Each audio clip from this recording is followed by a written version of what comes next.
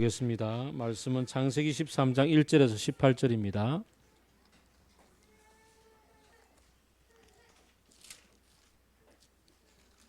창세기 13장 1절에서 18절 말씀 한 절씩 서로 교독합시다. 아브라함은 이집트를 떠나서 네겝으로 올라갔다. 그는 아내를 데리고서 모든 소유를 가지고 이집트를 떠났다. 조카 롯도 그와 함께 갔다.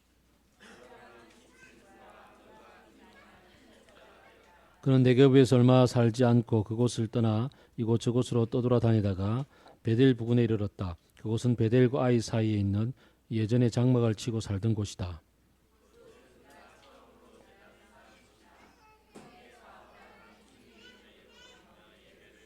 아브라함과 함께 다니는 롯에게도 양떼와 소떼와 장막이 따로 있었다.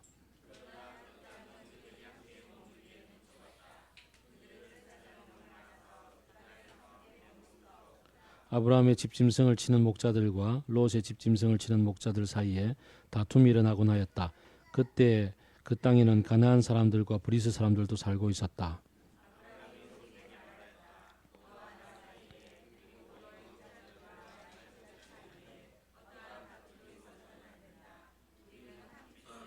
내가 보는 앞에 땅이 얼마든지 있으니 따로 떨어져서 살자. 내가 왼쪽으로 가면 나는 오른쪽으로 가고 내가 오른쪽으로 가면 나는 왼쪽으로 가겠다.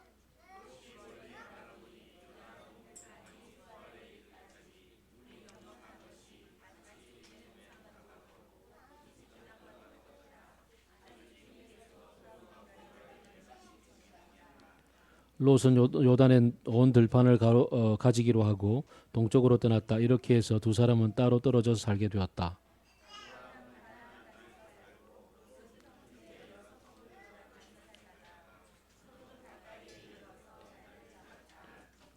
소돔 사람들은 악하였으며 주님을 거슬러서 온갖 죄를 짓고 있었다.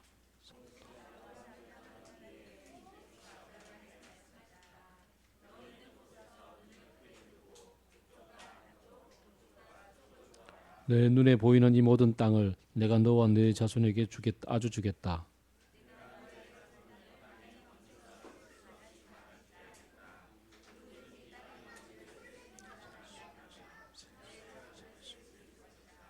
내가 이 땅을 너에게 주니 너는 가서 길이로도 걸어보고 너비로도 걸어보아라.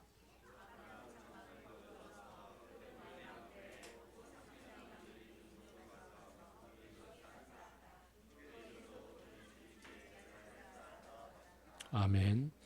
문제 많은 일상에서 만나는 하나님이라는 제목으로 우리 정복기 목사님 말씀 전해주시겠습니다.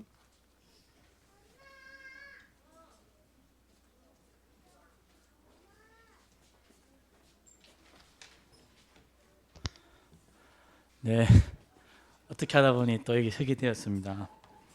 최근에 그 동주 영화를 보고 윤동주가 마지막에 그런 고백을 하더라고요.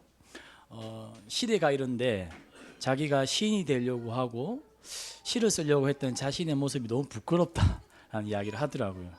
저는 그걸 보면서 좀 많이 찔렸던 게 참 이렇게 시대가 이런데 참 설교를 한다는 것이 너무 힘든 일이고 저에게 부담스러운 일이다라는 생각. 왜냐하면 참 설교만큼 살아가고 또 살아내고 이런 것들이 나이가 들면 들수록 더 힘들어지기 때문에 그 동주의 그 고백이 참 와닿더라고요. 그렇지만 또 목사님께서 시키셔가지고 또 부담스러운 자리지만 서게 되었습니다. 오늘은 우리 지금 시심 큐티는 계속 창세기가 진행되고 있지 않습니까? 그래서 저도 계속 시심을 따라서 묵상하다가 창세기 13장 말씀에 좀 많이 꽂혔다 할까요? 좀 많이 묵상하면서 예전에 제 이야기들, 제가 겪었던 어떤 고민들, 그 속에서 만났던 하나님들이 좀 많이 떠올랐고, 그래서 오늘은 창세기 13장 말씀으로 좀 같이 좀 나누고 그 속에서 만났던 하나님을 함께 좀 나누고 싶었습니다.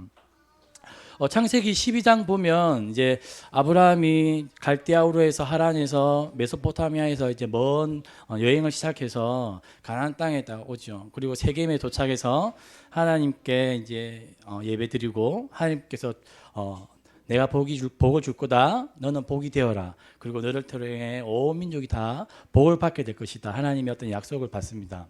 그렇지만 기근 때문에 애굽으로 내려갔다가 또 거기에서 참 아브라함의 가장 밑바닥을 드러내게 되죠. 자신의 아내를 누이라 속였던 일. 그런 일련의 이제 여행 속의 경험을 통해서 아브라함은 조금씩 하나님이 누구신지, 하나님이 어떤 분인지를 이제 경험적으로 알아가는 것 같습니다. 그래서 애굽에서 만났던 그 하나님, 그 경험을 통해서 오늘 13장 1절에서 4절을 보면 이제 아브라함이 자기 조카 롯과 아내와 모든 가축과 거기 애굽에서 얻게 된 많은 이제 재산들을 가지고 다시금 이제 네게부로, 또 네게부에서 또 영어 NIV 성경을 보면 place to place라고 장소들을 옮깁니다.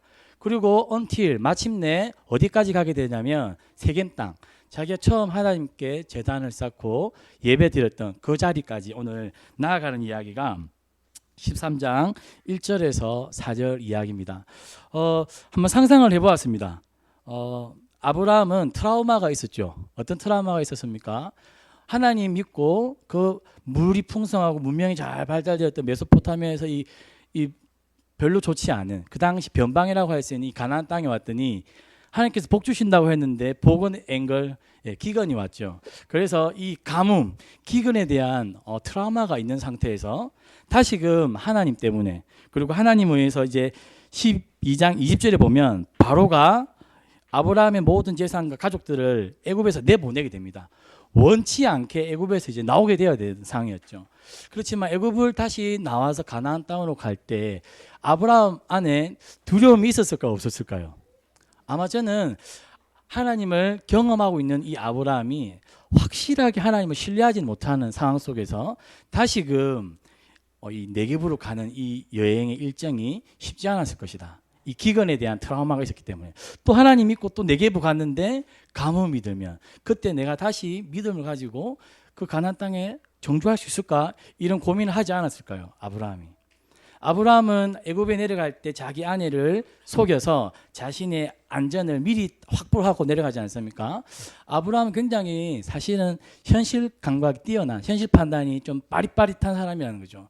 그래서 다시 애굽에서 나와서 가나안 땅을 올라갈 때 이미 아브라함은 이 여정 가운데 자기가 겪어야 할 여러 가지 현실적인 어려움들이 이미 머릿속에 막 이렇게 진행되었고 아마 머릿속에 들어왔을 겁니다.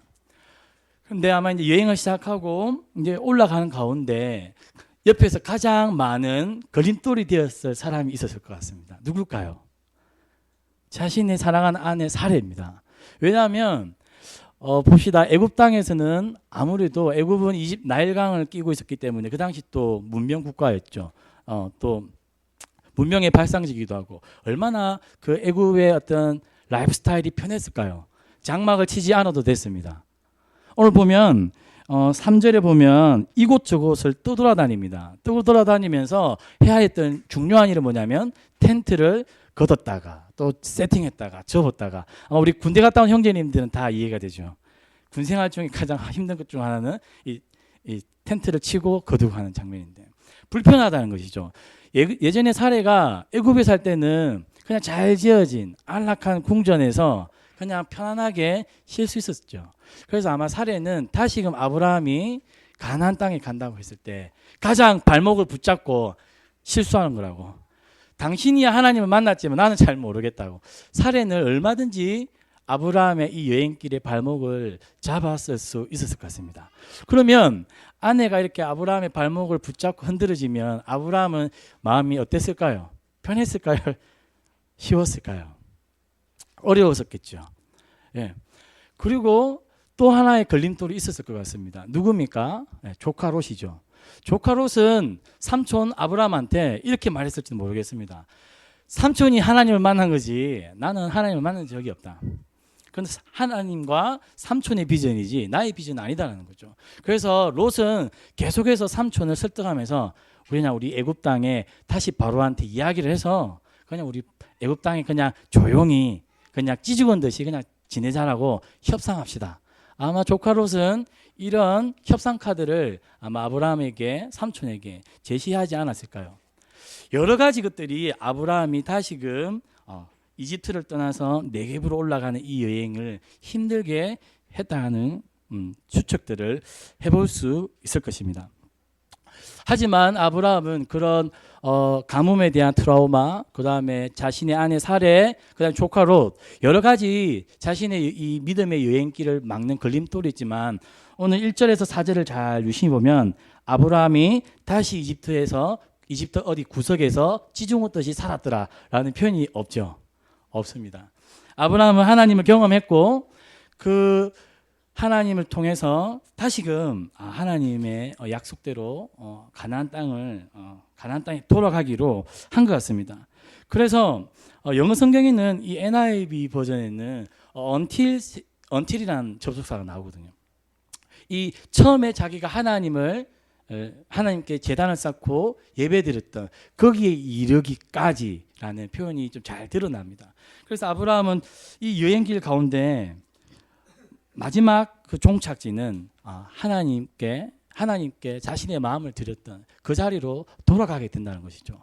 그러나 이 문맥을 잘 읽어보면 사실은 이제 마지막에 가서야 아브라함이 이 처음 제단 드렸던 곳에 도착했지만 아브라함의 어떤 이동 거리를 좀 추측해 보면 네게브에서 또 이곳저곳을 떠돌아다녔던 모습들을 볼 때 여전히 아브라함 안에는 하나님께서 다시 가나안 땅으로 가라 했을 때 확신이 없었던 것 같습니다. 그래서 가긴 가는데 여러 가지 또 현실적인 자신의 상황 판단을 하는 것이죠. 이쯤에 머물면 괜찮을까? 저쯤에 머물면 괜찮을까?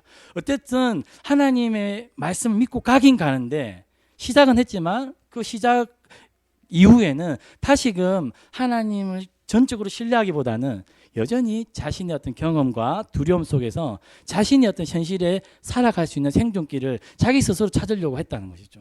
그래서 네게부에서 여러 곳을 떠돌아다니다가 마침내 마지막에 가서야 내가 이렇게 해가지고는 안 되겠구나. 내가 계속해서 뭔가 현실적인 어려움 앞에 내가 계속해서 생존의 길을 찾고 내 힘을 의지하면 안 되겠구나. 아마 아브라함 내면 안에는 그런 고민이 있었던 것 같습니다. 그래서 마지막에 아니다. 다시 내가 처음에 하나님께 마음을 드렸던 곳, 하나님께서 내게 약속하셨던 곳, 그래서 그 약속 앞에 내가 반응했던 그 처음의 자리를 한번 가보자.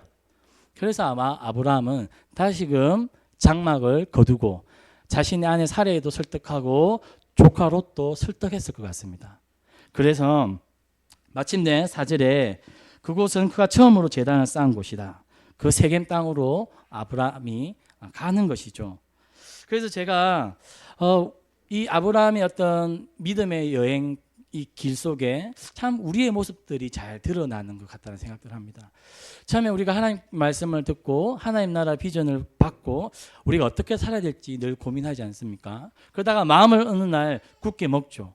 그렇지만 굳게 먹고 나서 얼마 되지 않아 현실적인 여러 가지 어려움들 앞에 우리는 약속은 뒤처지고 어떤 현실에 반응하는 저희들을 보게 됩니다. 저도 IBF 간사로 처음에 내려올 때는 참 마음이 뜨뜻했습니다. 따뜻한 마음을 가지고 저 경기도의 좋은 교회를 내려놓고 부산으로 향했습니다. 아주 그 마음은 참 좋았던 것 같습니다. 그러나 3년이 지나고 나서 아이가 생기고 간사 생활의 어떤 비전이나 어떤 재정이나 우리 아내가 이제 아이를 놓고 겪는 이 타지에서 외로움들을 보면서 마음이 조금씩 흔들리기 시작했습니다. 그때 이제 서울의 한 좋은 교회에서 전화가 왔습니다. 저도 한번 콜을 받았습니다. 그리고 갔더니 너무 좋은 조건들을 제시했습니다. 교회 옆에는 올림픽 공원이 있고 또 우리 유아가 크면 좋은 강남의 학교를 보낼 수 있을 것 같고 무엇보다 제 가슴을 흔들었던 것은 우리 아내 친정집, 처갓집과 너무 가까웠던 거죠. 아내에게 너무나 좋은 조건. 그래서 가고 싶다. 마음이 흔들리기 시작하고 처음에 하나님과 약속했던 것들이 다 이제 잊어지기 시작하는 그랬던 저를 보게 됩니다. 그러다가 잘못된 실수들을 하게 되고 결정들을 하게 되었습니다. 그래서 아브라함을 보면서 참 제 모습들이 오버랩되고 했던 것 같습니다.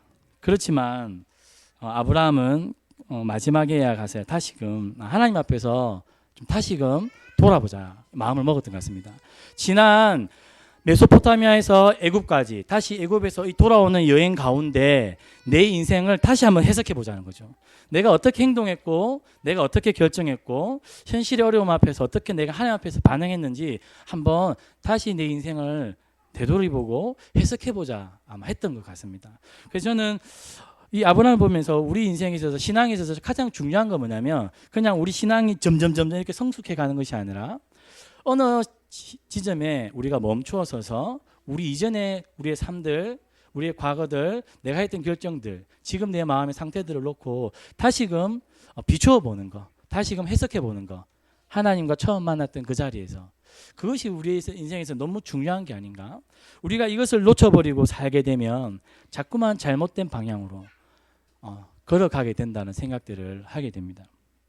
그 제가 C.S. 루이스 팬입니다. 그래서 오늘 여기다가 C.S. 루이스 컬렉션을 한번 적어봤는데요. 루이스가 이런 말을 합니다. 모든 사람은 진보를 원한다.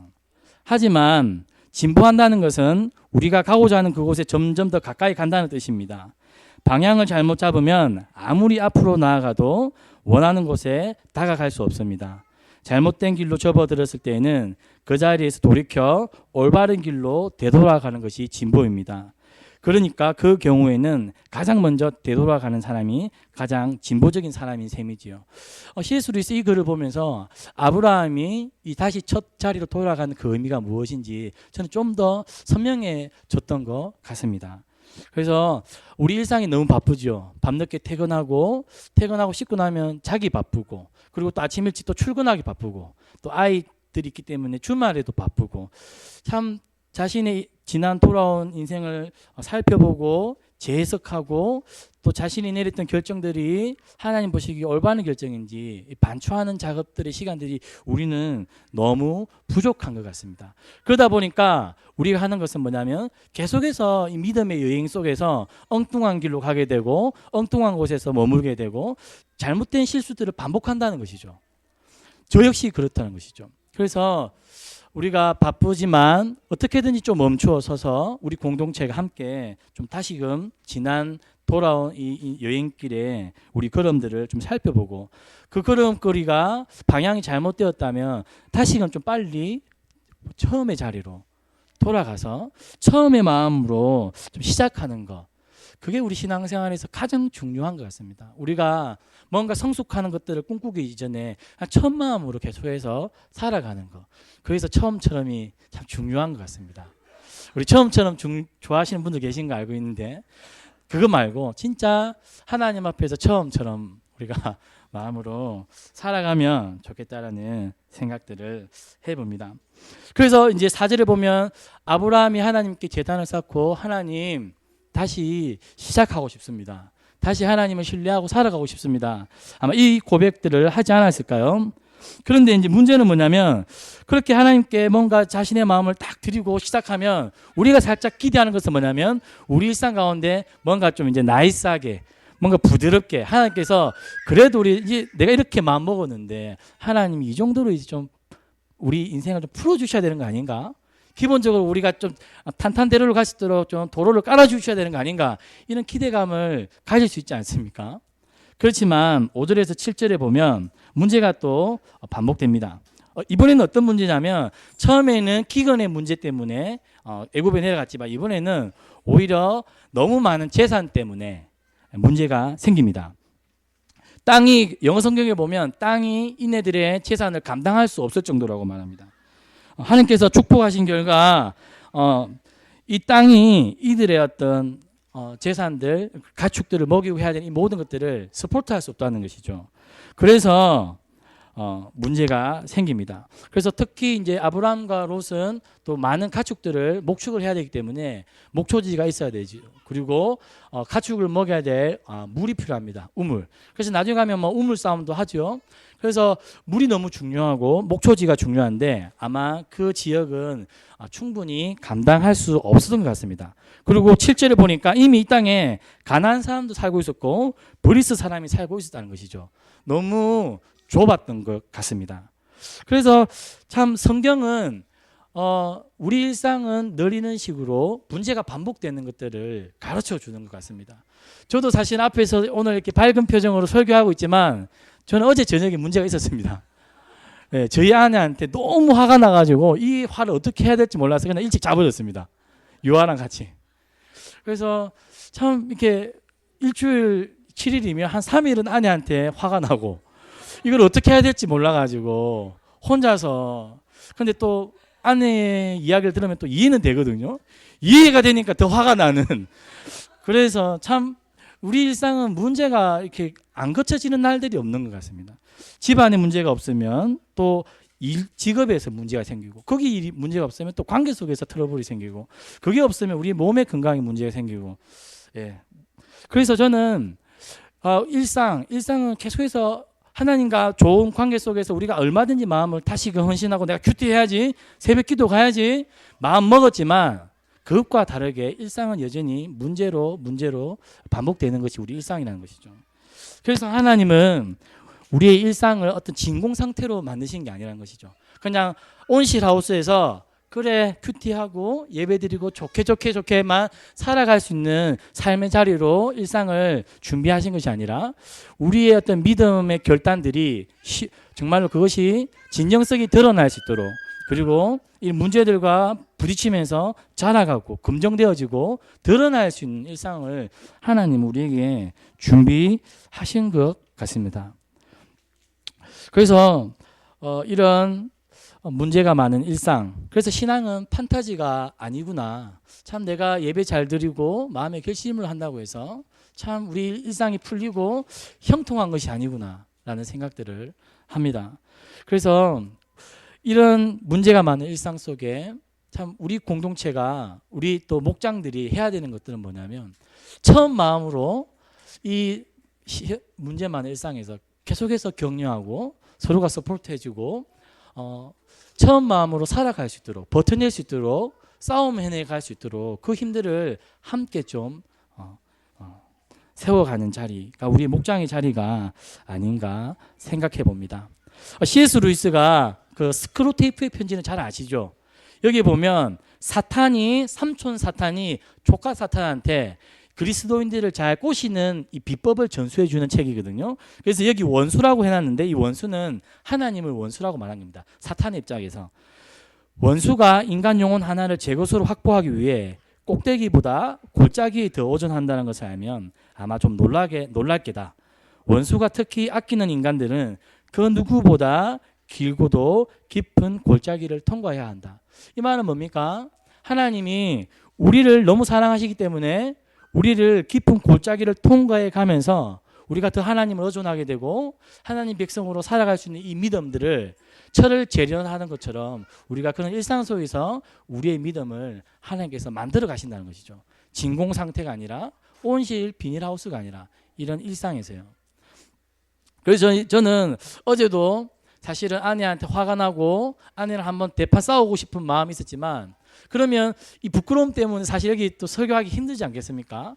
그러나 일상이 이거라면, 하나님께서 이런 일상 속에서 살아가는 게 자연스러운 거라고 말한다면 그래도 설교할 수 있겠구나.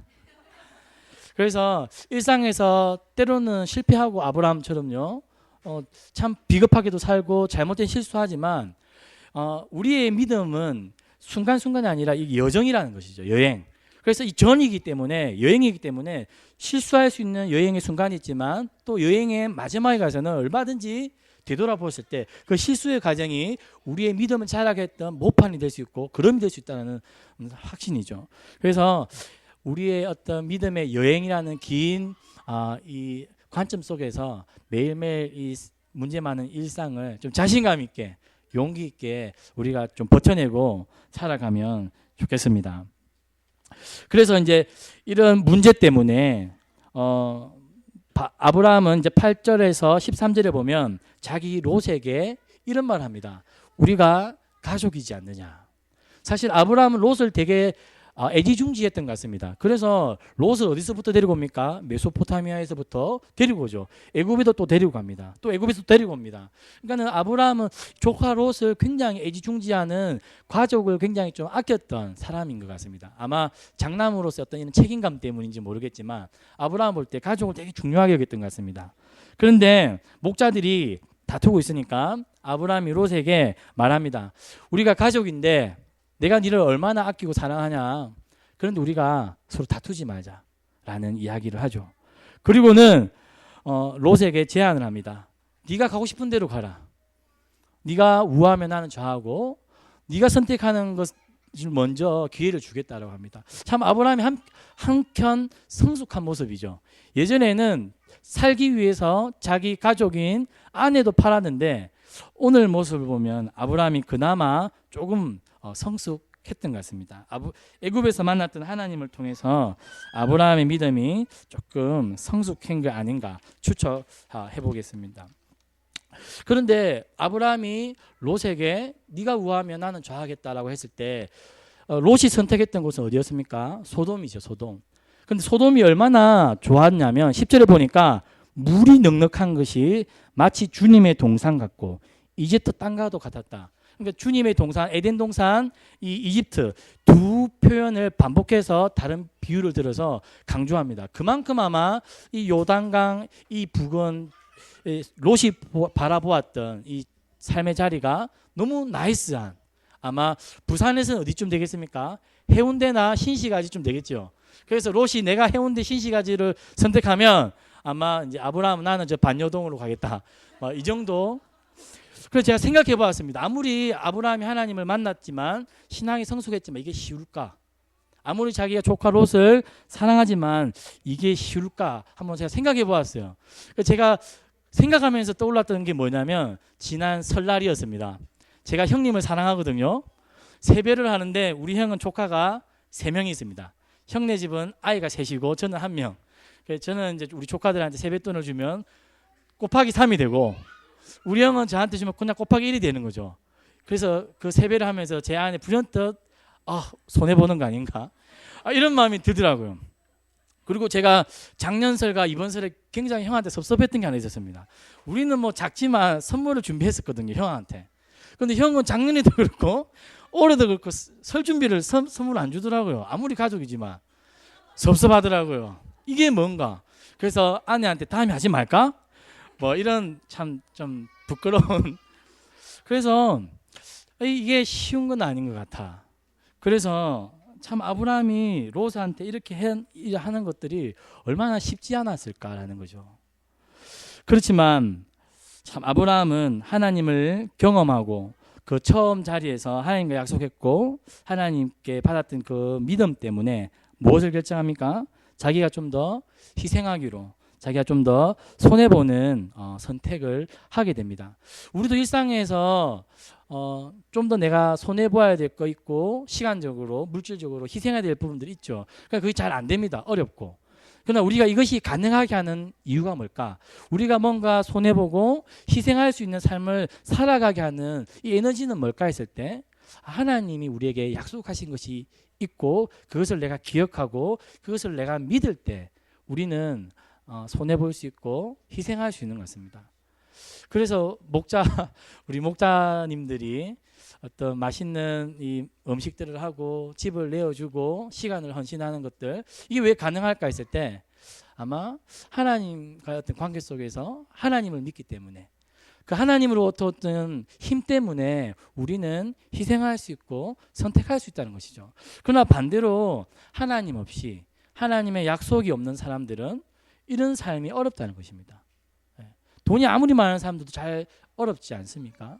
그러나 우리는 희생할 수 있고 손해보는 삶을 오늘 결정하고 결심할 수 있는 그것은 뭐냐면 하나님이 있기 때문인 것 같습니다. 그러나 우리가 일상에서 이 하나님을 잘 기억하지 못하고 하나님을 믿지 못하고 하나님의 약속을 우리가 떠올리지 못하면 손해보는 삶 싫고, 나도 똑같이 그냥 나도 안 주면 니도 주지 말고 나도 안 받으면 니도 안 받을란다, 이렇게 되는 것이죠. 저도 형한테 그런 마음이 드는 것이죠. 그러나 저보다 믿음이 조금 좋은 아내가 이런 말을 하더라고요. 주는 것 그 자체로 기쁜데 받으려고 주는 거 아니지 않느냐. 예, 저희 아내가 저보다 항상 낫습니다.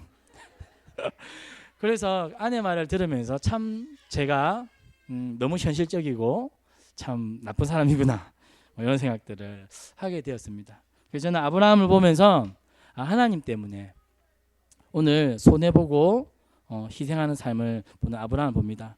그래서 저와 우리 성도님들께서 하나님 안에 머물 때, 하나님의 약속을 기억하고 붙잡을 때 우리가 시간, 우리의 어떤 공간, 우리의 어떤 열정이나 에너지, 우리의 재능, 이런 많은 것들을 누군가에게 나눠줄 수 있고 희생할 수 있고 손해 볼 수 있다라고 생각합니다. 그래서 제가 C.S. 루이스 스크로테이프의 편지에 보면 이 삼촌 이 사탄이 조카 사탄한테 하나 얻어갈 수 중에 하나가 뭐냐면 그리스도인을 공략할 때 제일 좋은 공략 중에 하나는 뭐냐면 그리스도인들이 자꾸만 지금 말고 불확실한 미래를 떠올리게 하라는 것이죠. 불확실한 미래. 그래서 이 불확실한 미래에 초점을 두게 되면 뭔가 하나님을 더 가까이 하는 것이 어려워진다는 것이죠. 그래서 이 아브라함이 조카 롯에게 그 좋은 땅을 주고 자기는 가나안 땅에 머물렀다고 되어 있죠. 이것은 아브라함에게는 사실은 굉장한 불확실한 미래를 가져다 주는 것입니다. 그래서 롯을 떠나보내고 나서 아브라함은 한편으로 참 내가 잘했다라는 생각도 들었을 것이고 반대로 내가 저 땅에 가야 되는 거 아닌가? 내가 롯을 괜히 보낸 거 아닌가? 롯이랑 같이 갈 걸 후회하는 마음 역시 아브라함 안에는 들었다는 것이죠. 불확실한. 그래서 아브라함은 아마 롯을 떠나보내고 나서 굉장히 여러 가지 생각과 번뇌 때문에 아마 밤잠을 설치지 않았을까 고민합니다. 그런데 14절에 보면 그렇게 롯을 떠나보내고 이 불확실한 미래 때문에 고민하고 있고 내가 지금 가나안 땅에 지금 머물고 있는 게 지금 잘하고 있는가? 자꾸 안에는 사례는 왜 롯을 보냈어가지고 우리가 지금 여기 또 머무냐? 우리도 같이 가야 되지. 이 사례의 바가지를 들으면서 아마 아브라함은 번뇌하는 가운데 그때 롯이 아브라함을 떠나간 뒤에 누가 찾아오십니까? 14절에 그때 하나님께서 아브라함을 찾아오시는 것이죠. 하나님이 아브라함을 찾아오는 그 타이밍 참 멋지지 않습니까? 그 일상 속에서 문제 많은 일상 속에서 계속 선택해야 되고 불확실한 일상에 믿음으로 살려고 하다 보니까 우리가 그렇게 선택할 때 자꾸만 우리는 불확실한 미래에 노출되어 살아갈 때 여전히 믿음은 있지만 번뇌가 있을 때 그때 하나님은 우리 삶의 자리에 찾아오셔서 말씀하십니다. 오늘 14절부터 18절까지 찾아온 내용은 12장에 하나님께서 처음에 하셨던 그 이야기입니다. 아브라함아 내가 너에게 복을 줄 거다. 그리고 너는 복이 될 거다. 그래서 너를 복이 되어서 너를 통해 온 민족이 복을 받게 될 거다. 이 약속을 다시금 아브라함에게 들려주시는 것이죠. 아브라함이 하나님께 이 이야기를 다시 들었을 때 아브라함 마음 안에 얼마나 깊은 평안이 들었을까요? 왜냐하면 불확실한 미래 때문에 참 걱정 근심이 너무 많았을 때 하나님 찾아오셔서 걱정하지 마라. 네가 이렇게 선택하고 가나안 땅에 머물고 있는 거 잘한 거 맞다. 잘한 거 맞다라고 하나님께서 우리 일상에 찾아오셔서 말씀해 주실 때 그만큼 우리를 힘나게 하고 우리를 정말 기쁘게 하는 것이 저는 없다고 생각합니다. 우리가 참 내가 하고 있는 이 결정이 참 올바른 결정인지 모르겠지만 믿음으로 그렇게 결정하고 불확실한 미래에 우리가 노출되어 살아갈 때 여전히 불안함은 우리에게 찾아오는 것이죠. 그러나 하나님이 그 큐티하는 자리에 그 목장 모임 가운데 찾아오셔서 우리에게 네가 지금 이렇게 선택하고 지금 이렇게 결정하는 것이 옳다, 잘한 거다라고 말씀해 주실 때 얼마나 기쁘고 힘이 나고 위로가 될까요? 저는 우리가 참 이런 하나님을 만나고 경험하는 자리가 많아졌으면 좋겠다. 그래서 그것이 큐티하는 자리, 때로는 밤늦게 혼자 아이를 재우고 난 그 이후에 어떤 시간, 하나님을 만나는 자리가 늘어났으면 좋겠습니다. 그래서 하나님의 약속을 다시금 받고 떠올리는 것. 오늘 저와 우리 성도님들은 어떤 약속을 붙잡고 살아가고 계십니까? 그리고 하나님이 어떤 약속을 저한테 처음 주셨을 때 그 약속이 우리에게 계속해서 내가 그렇지 이렇게 살아야 되지라고 우리를 다시금 이끌어 갑니까? 아니면 그냥 막연한 하나님, 그냥 막연한 믿음, 그냥 아무런 것 없이 그냥 일상을 살아가고 있지는 않습니까? 그래서 저는 우리가 바쁜 일상의 걸음을 멈추어서서 처음 우리에게 만나주시고 우리에게 약속하시고 우리에게 들려주셨던 그 하나님의 음성을 우리가 들었으면 좋겠습니다. 그리고 하나님께서 그 하나님 일을 해나가심에 있어서 실수 많은 우리를 부르셨다는 것이죠. 오늘 아브라함을 다시금 찾아오신 하나님은 아브라함의 실수와 또 조금의 나은 믿음 이런 반복되어지고 있는 이 아브라함에게 다시 찾아오셔서 아브라함아 나는 너를 통해서 일할 거다라고 말씀해 주시는 것이죠. 참 질이 멸렬하고 일상에서 맨날 화나고 무너지는 우리에게 하나님은 다시 찾아오셔서 그런 너를 통해서 나는 계획하고 있고 그런 너를 통해서 함께 일해갈 거다라는 비전을 우리에게 속삭여 주십니다. 그런 하나님의 비전을 들을 때 우리는 내가 직장에서 일터에서 그리고 집에서 무슨 사명으로 부름받았는지를 새롭게 아는 것이죠. 그래야지만 우리는 다시금 일상에서 힘을 내서 우리의 사명을 사소한 거더라도 힘을 가지고 해 나갈 수 있는 것입니다. 그래서 C.S. 루이스는 개인 기도에 이런 말을 해놨습니다. 창조는 처음부터 끝까지 위임인 것 같네. 하나님은 피조물이 할 수 없는 일을 그분 혼자서 처리해 버리지 않으시네. 그건 하나님이 주시는 분이기 때문 아닐까? 하나님은 우리와 함께 일하시는 것. 참 실수 많은 우리와 함께 더불어서 하나님 온 세상의 사람들이 하나님을 만나가고 우리를 통해서 하나님을 알아가는 그 일에 우리를 초청하시고 일하신다는 것이죠. 그래서 저는 우리의 그 일상에서 하나님의 그 약속을 다시금 듣는 자리, 다시금 듣고 하나님과 함께 우리 보냄받은 그 일상에서 새롭게 시작하는 일들이 날마다 좀 새로워졌으면 좋겠습니다. 설거지를 하면서도 그리고 기저귀를 갈면서도 하나님께서 이런 사소한 일을 통해서도 하나님이 함께 나와 동력하고 계시다는 것들을 떠올릴 수 있는 그것이 우리가 하나님께 가져야 되는 영성, 믿음이 아닌가 생각해 봅니다. 오늘 말씀을 좀 마치려고 합니다. 아브라함의 어떤 이런 일상의 여행 가운데 아브라함은 계속해서 현실에서 선택해야 되고 불확실한 미래를 계속해서 살아내야 됩니다. 그렇지만 그 가운데 아브라함에게 가장 중요했던 것은 뭐냐면 처음에 하나님과 마음을 나누었던 그 자리에서 첫 마음으로 시작하는 것, 그리고 계속해서 그 믿음의 결정들을 해나가는 것, 그것이 두렵고 힘들지만 그리고 그런 두려움과 힘든 상황이 있을 때도 하나님 우리에게 찾아오신다는 것이죠. 그래서 저는 이 아브라함 이야기를 우리의 이야기로 좀 만들어가면서 우리 일상에 찾아오시는 그 하나님을 계속해서 만나고 일상에서 계속해서 새롭게 시작하는 저와 우리 성도님들의 삶이 되었으면 좋겠습니다. 제가 기도하겠습니다. 좋으신 하나님 아버지, 아브라함의 이야기를 통해서 참 저희들의 이야기와 참 다르지 않음을 보게 됩니다. 계속해서 실수하게 되고 또 새롭게 마음 먹고 새 출발하려고 할 때 또 일상에서는 끊임없는 일들이 반복되어집니다. 그렇지만 오늘 아브라함은 다시금 손해보는 희생하는 결단들을 내립니다. 하나님, 우리도 하나님 때문에 하나님을 믿기 때문에 우리와 약속하신 그 하나님을 우리가 인격적으로 만나는 그 매일의 일상에서 하나님이 원하시는 그러한 선택들을 해나가게 하여 주십시오. 그리고 그런 선택과 결정과 삶을 살아갈 때에 여전히 불안과 두려움은 존재하지만 그 가운데 우리를 찾아오시고 만나시고 그 약속을 새롭게 하시는 그 하나님을 만나가는 우리의 삶이 될 수 있도록 하나님 우리에게 은혜 내려 주십시오. 말씀이 정말로 우리의 일상이 되고 우리의 일상이 정말 말씀으로 살아가게 하여 주십시오. 하나님, 오늘도 말씀으로 우리에게 이야기해 주셔서 감사합니다. 예수님의 이름으로 기도드립니다. 아멘.